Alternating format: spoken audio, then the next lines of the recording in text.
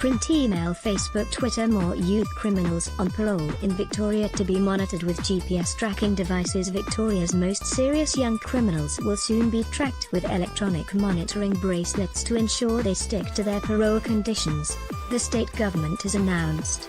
Legislation will be introduced into Parliament to give the Youth Parole Board of Victoria new powers to order offenders from the age of 16 to wear a tracking bracelet, or be subject to mandatory drug and alcohol tests. Families and Children Minister Jenny McCakers said it would be the first time tracking devices would be used on youth offenders in the state. Electronic monitoring will be a continuous reminder to some of our most serious young offenders that they have to comply with their conditions, she said. If they don't keep to their curfews, or stay in certain areas, we will know. If they're taking drugs and alcohol, which we know is a big contributor to re-offending, we will know. Ms. McCakers said the new laws would apply to young offenders who commit serious offences, such as aggravated home invasion, aggravated carjacking, and culpable driving causing death. If the electronic tracker registers that a young offender has breached their parole conditions, their parole could be revoked. We've never had these measures before, she said. Ms. McCakers said the change was part of wider moves to crack down on youth crime, including longer sentences for serious young offenders. Too little, too late. Opposition spokeswoman Georgie Crozier said the government was trying to play catch-up on dealing with youth crime. It's too little too late, she said. We've had a serious crime problem in Victoria, and a significant youth crime problem under Premier Daniel Andrews in the last 3.5 years. Fitzroy Legal Services Megan Fitzgerald said she had some concerns about the scheme. The devil's in the detail, she told ABC Radio Melbourne.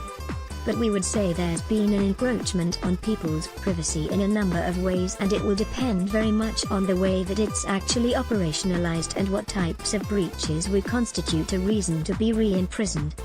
If it can reduce the number of young people who are in prison, by creating a monitoring system, that would be a positive. If it's going to ultimately increase the number of young people in prison through breaches that are not worthy of the type of response, then that would be a negative. Deputy Commissioner Shane Patton said police welcome the change. A lot of youth offenders who are under 18 are significant and violent offenders, he said. Police crackdown on gun violence. Victoria Police, meanwhile, has issued a number of firearm prohibition orders to people they believe could become terrorists, or have a history of violence that could pose a risk to the community. The new police powers came into effect last month and allow police the right to search properties and vehicles. Police announced on Wednesday it had issued more than 50 firearm prohibition orders to a range of people, including members of outlaw motorcycle and organized crime gangs. Anyone served with an order is banned from owning or using a firearm, and from entering certain places such as gun dealerships and shooting ranges. Orders given to adults remain in place for 10 years, and 5 years for children. So far, police have found ammunition, silencers and drugs, but no guns during searches. Mr. Patton said the new powers would make the lives of criminals more difficult.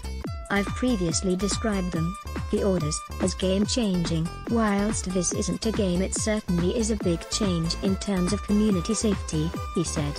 Things have certainly changed where the environment is going to be much more hostile for these criminals to exist in and for them to access firearms. He said no prohibition order had been issued to a licensed shooter. Print, email, Facebook, Twitter.